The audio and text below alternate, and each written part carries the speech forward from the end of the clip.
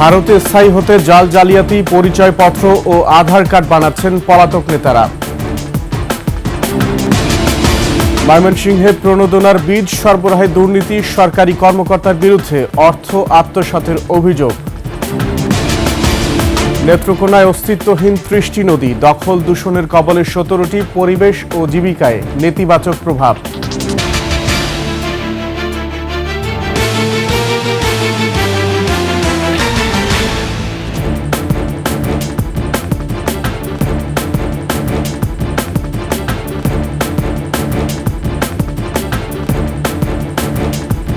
শুনছিলেন সংবাদ শিরোনাম। আমন্ত্রণ ২১শে সংবাদের সাথে আছি আকবর হোসেন সুমন।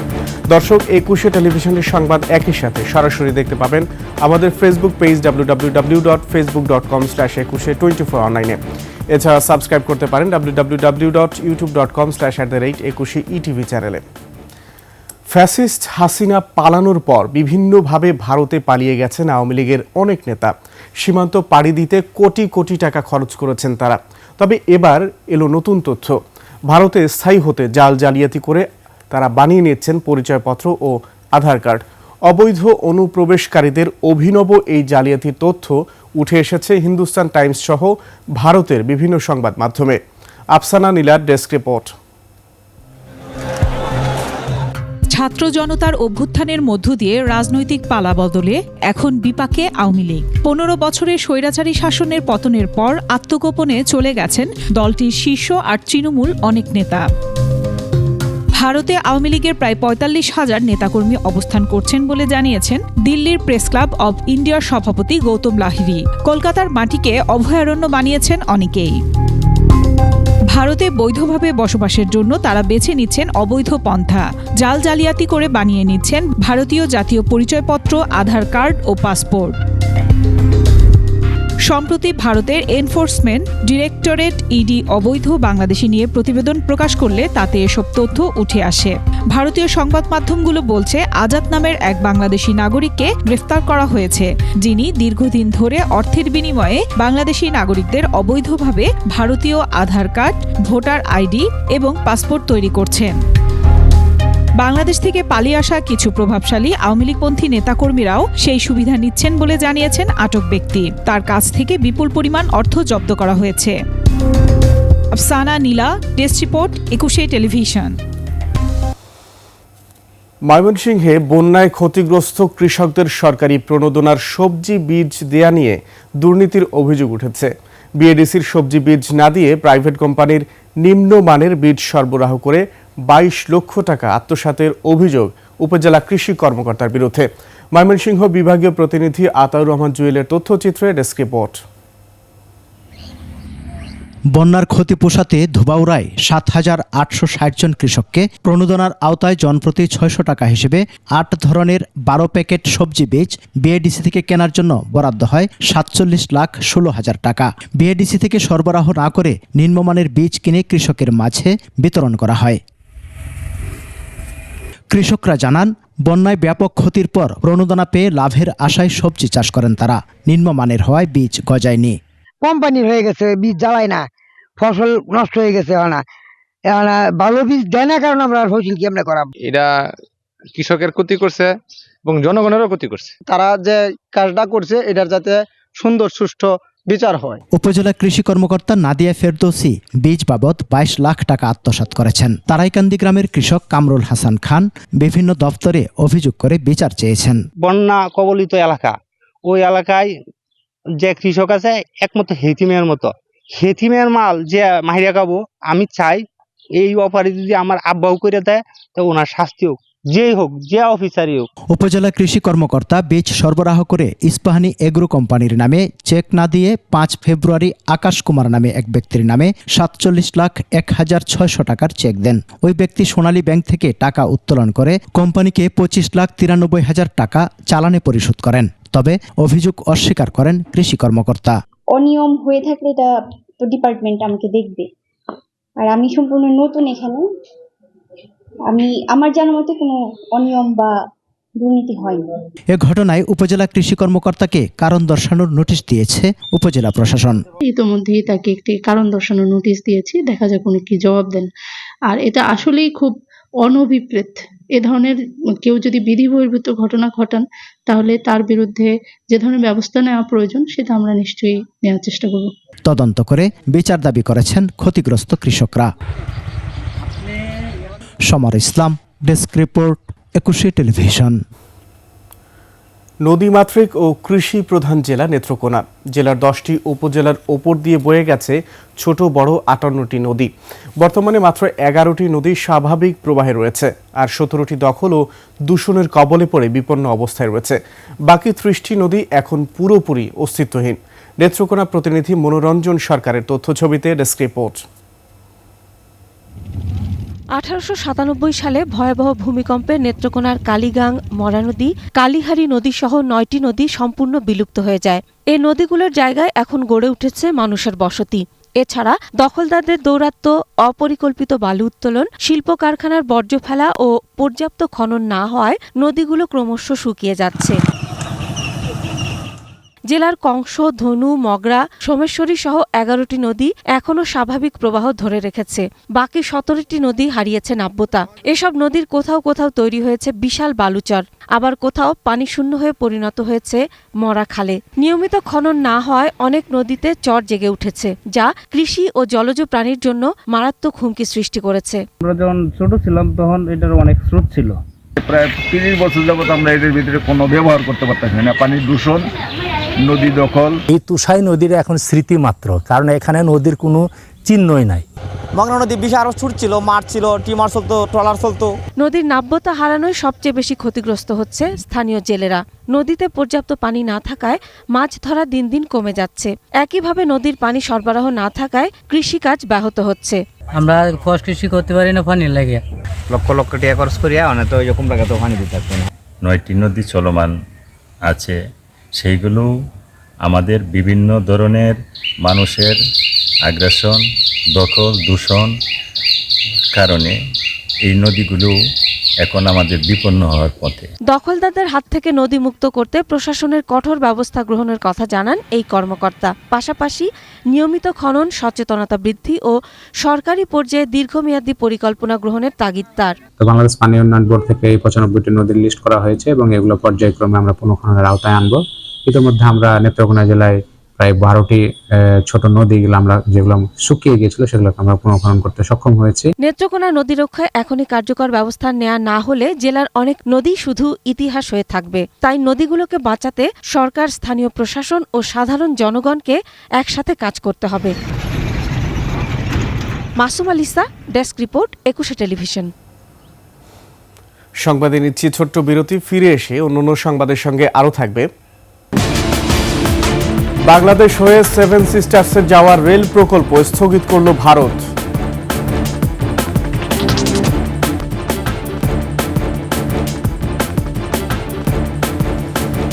আবারও আমন্ত্রণ 21 সংবাদে।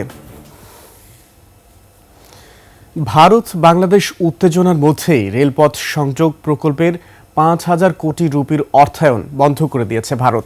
সিদ্ধান্ত অনুযায়ী অর্থায়ন ও নির্মাণ কাজ স্থগিতের মাধ্যমে 3টি চলমান প্রকল্প ও 5টি আলাদা জরিপের কাজ বন্ধ হয়ে গেছে। এর ফলে রেলপথের মাধ্যমে বাংলাদেশ হয়ে ভারতের মূল ভূখণ্ডের সঙ্গে তাদের উত্তর পূর্বাঞ্চলীয় রাজ্যগুলো 7 সিস্টারকে যুক্ত করার পরিকল্পনা বন্ধের পথে। এক প্রতিবেদনে ভারতীয় সংবাদ মাধ্যম বিজনেস লাইনে তথ্য জানায়। প্রতিবেদনে আরও বলা হয়, শ্রমিকদের নিরাপত্তা এবং রাজনৈতিক অস্থিতিশীলতার কারণ দেখিয়ে এই সিদ্ধান্ত নিয়েছে ভারত সরকার। নতুন পরিকল্পনা অনুযায়ী নিজেদের রেল নেটওয়ার্ক শক্তিশালী করতে বাংলাদেশকে এড়িয়ে নেপাল ও ভুটানের মাধ্যমে মূল ভূখণ্ডের সঙ্গে 7 সিস্টারকে যুক্ত করার কথাও ভাবছে দেশটি।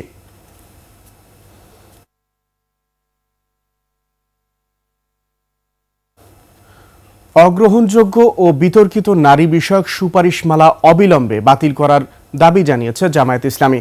দলের সেক্রেটারি জেনারেল, সাবেক এমপি অধ্যাপক মিয়া গোলাম পরওয়ার এক বিবৃতিতে বলেছেন, নারী বিষয়ক সংস্কার কমিশনের সুপারিশমালা পবিত্র কুরআনের বিধানের সাথে সরাসরি সাংঘর্ষিক এবং ইসলাম ও মুসলিম পরিচয়ের অস্তিত্বের ওপর সুপরিকল্পিত আঘাত। এই প্রস্তাবনার মাধ্যমে দেশের ধর্মীয় ভারসাম্য, পারিবারিক কাঠামো ও সামাজিক স্থিতিশীলতাকে ধ্বংস করার গভীর ষড়যন্ত্র চলছে। তিনি অবিলম্বে অগ্রহণযোগ্য ও বিতর্কিত নারী বিষয়ক সুপারিশমালা বাতিলের দাবি জানান।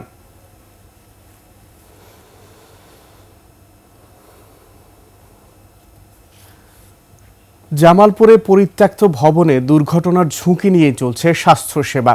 জরাজীর্ণ ভবনটিতে যে কোনো সময় ঘটে যেতে পারে বড় ধরনের দুর্ঘটনা। জামালপুর 250 শয্যা বিশিষ্ট জেনারেল হাসপাতালের বহির্বিভাগ ভবনটি 1961 সালে নির্মিত হয়।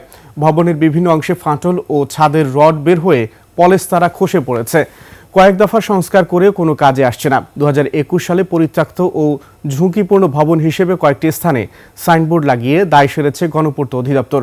কর্তৃপক্ষ বলছে বিকল্প জায়গা না থাকায় বাধ্য হয়ে সেবা দিচ্ছেন তারা। এদিকে হাসপাতালের বহির্বিভাগে প্রতিদিন গড়ে 5,000 থেকে 6,000 রোগী সেবা নিচ্ছেন। দুর্ঘটনা এড়াতে দ্রুত সময়ের মধ্যে বিকল্প ব্যবস্থায় নিরাপদ স্বাস্থ্য সেবা দেবার দাবি রোগীদের।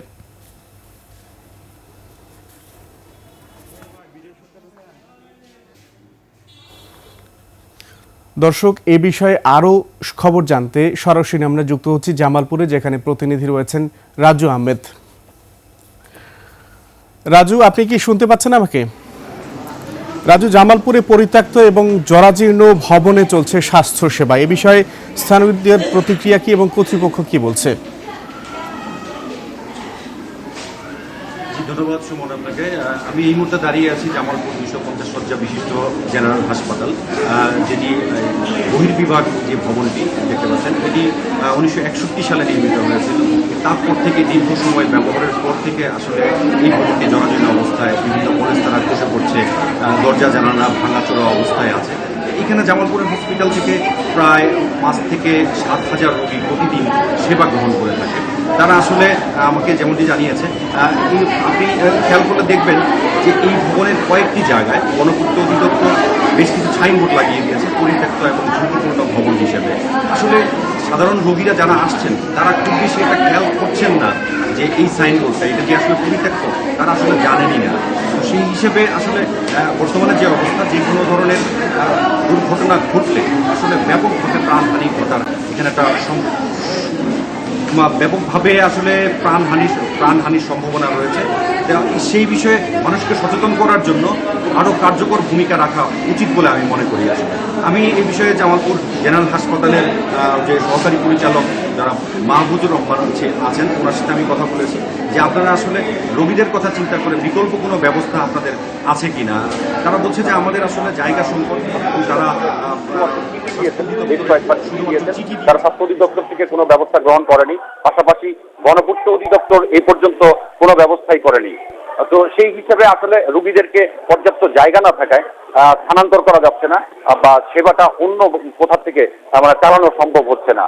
যে কারণে আসলে এই অবস্থায় এটা ঝুঁকি নিয়েই এখানে যারা ডাক্তার, নার্স এবং সাধারণ রোগী যারা আছেন তারা এই সেবাটা কার্যক্রম অব্যাহত রেখেছেন। তবে আসলে জামালপুরের পার্শ্ববর্তী যে মধুপুরে যে ভূমিকম্পের যে ঝুঁকিটা রয়ে গেছে, আসলে এইখানে যদি এটা বড় ধরনের যে ফাটলটা রয়েছে, এখানে 7 থেকে 8 মাত্রার একটা ভূমিকম্পের ঝুঁকিতে জামালপুরে রয়েছে। আসলে এই ধরনের একটা ভূমিকম্প হলে আর এই হসপিটালে যদি সেবা নিতে আসে রোগী, সেই ক্ষেত্রে বড় ধরনের প্রাণহানির একটা শঙ্কা রয়েছে। তো সেই হিসেবে মানুষকে সচেতন করার জন্য দ্রুত একটা পদক্ষেপ নেওয়া দরকার। তো কর্তৃপক্ষের নজরদারি আরো খুব বেশি দরকার। আর মানুষকে সচেতন করার জন্য আসলে মাইকিং বা আরো সাইনবোর্ড লাগানো উচিত আমার মনে হয়। তো আমি সেই হিসেবে সচেতন নাগরিক কমিটির যারা আছেন তাদের সাথে আমি কথা বলেছি। তারা আমাকে বলেছেন যে আসলে এইখানে যে অবস্থায় এখন চলছে, এই দুর্ঘটনার ঝুঁকি নিয়ে এত প্রাণহানি ঘটলে, যেখানে স্বাস্থ্যসেবা মানুষের একটা মৌলিক অধিকার, সেই জায়গাটাতে যদি হসপিটালই ভেঙে পড়ে, সেখানে স্বাস্থ্যসেবা দেওয়াটা আসলে অসম্ভব হয়ে পড়বে। আসলে এই জামালপুরে 250 শয্যা বিশিষ্ট হাসপাতালের উপর নির্ভর করছে পার্শ্ববর্তী জেলা শেরপুর এবং কুড়িগ্রামের কিছু অংশের মানুষ। প্রায় 26 লক্ষ মানুষ এই জামালপুর জেনারেল হাসপাতালের উপর স্বাস্থ্যসেবার উপর নির্ভর করছে। এই হসপিটালের স্বাস্থ্যসেবা যদি ভেঙে পড়ে, সেই ক্ষেত্রে এইখানকার মানুষ আসলে কোথায় যাবে, একটা অনিশ্চয়তার মধ্যে থাকবেন। এখানে যারা আছেন, আমি রোগীদের সাথে কথা বলেছি, যারা স্বাস্থ্যসেবা নিতে আসছেন, তারা আমাকে যেটি বলেছেন যে আসলে তারা খুব বেশি এটা জানেন না যে এই ভবনটি আসলে পরিত্যক্ত। তবে যারাই জানেন তারা বলছেন যে এই ধরনের আসলে ঝুঁকি নিয়ে তাদেরকে বাধ্য হয়ে আসলে সেবা নিতে হচ্ছে। তারা এছাড়া আসলে যাওয়ার কোনো পথ নেই তাদের, যে তারা কোথায় গিয়ে সেবাটা নেবেন। তো তারা কর্তৃপক্ষের কাছে দাবি জানিয়েছেন যে দ্রুত সময়ের মধ্যে যাতে নতুন একটা ভবন যাতে নির্মাণ করা হয়, সেখানে স্বাস্থ্যসেবাটা যাতে নিশ্চিত করা হয়, এই বিষয়ে তারা দাবি জানিয়েছেন। তবে ডাক্তাররা যেটা রাজু আপনাকে ধন্যবাদ। দর্শক, জামালপুর থেকে যুক্ত হয়েছিলেন আমাদের সহকর্মী রাজু আহমেদ। তিনি 250 শয্যা বিশিষ্ট হাসপাতাল থেকে জানাচ্ছিলেন তার জরাজীর্ণ এবং ঝুঁকিপূর্ণ যে ভবনটির কথা, সেটি আমরা জানলাম। এরই সাথে শেষ করছি 21 সংবাদ। যাবার আগে সংবাদ শিরোনামগুলো আরও একবার। ভারতে স্থায়ী হতে জাল জালিয়াতি, পরিচয়পত্র ও আধার কার্ড বানাচ্ছেন পলাতক নেতারা। ময়মনসিংহে প্রণোদনার বীজ সরবরাহে দুর্নীতি, সরকারি কর্মকর্তার বিরুদ্ধে অর্থ আত্মসাতের অভিযোগ। নেত্রকোনায় অস্তিত্বহীন 30টি নদী, দখল দূষণের কবলে 17টি, পরিবেশ ও জীবিকায় নেতিবাচক প্রভাব।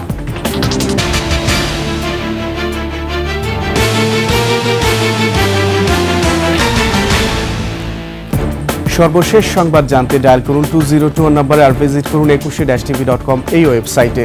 ফেসবুকে ভিজিট করতে পারেন www.facebook.com/2124 অনলাইনে। এছাড়া সাবস্ক্রাইব করতে পারেন www.youtube.com/21etv চ্যানেলে। এতক্ষণ সঙ্গে থাকার জন্য ধন্যবাদ। পরবর্তী সংবাদ বেলা 11টায় দেখার আমন্ত্রণ। 21-এর সাথেই থাকুন।